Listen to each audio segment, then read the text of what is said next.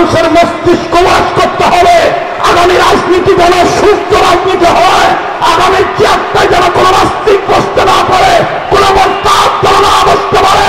হাসিনার মতন কুখ্যাত খুনি আরেন বিদ্বেষী ক্ষুধাদ্রোহী রাষ্ট্রবিরোধী ইন্ডিয়ার তারাও তার ওই চেয়ারটায় বসতে না পারে। এই ব্যবস্থা না করে সেইভাবে আলোচনা করতে হবে।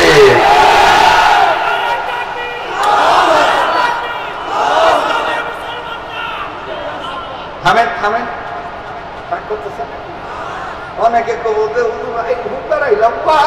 রাজনীতি পেশাব ঢুকছে, কুবা ঠেকে কুবা লাগতেছে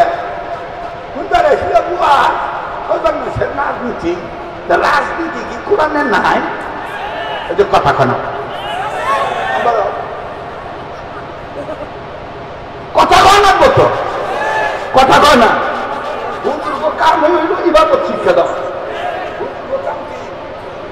ইবাদত শিক্ষা দেওয়া। তো রাজনীতি তো একটা ইবাদত।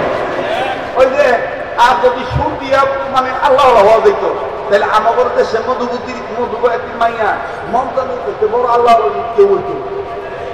এখন জেলখানে বা আছে আল্লাহ জানে, আল্লাহ জানে। এই ব্যক্তি আমার বিরুদ্ধে মামলা করছিল, আরো কাউসারের বিরুদ্ধে আর বন্ধু রশিদের বিরুদ্ধে মামলা করছিল। অনেকটা কাহার আমরা উল্টাইয়া বিপরীতে ইমান শিক্ষা দিয়া মানুষকে কইতাম। এ বেটি আগে করছিল প্রেমের সুযোগ, খালি বালি পাইয়া বন্ধু খুব খাওয়াইতে চায়। আমরা তো চিন্তা করলাম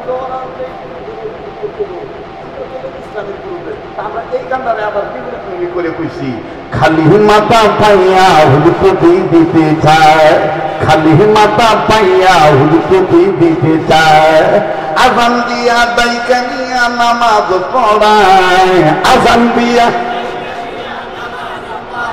হ্যাঁ খালি মাথা পাইয়া হুলুপতি দিতে চায়। বলেন খালি মাথা পাইয়া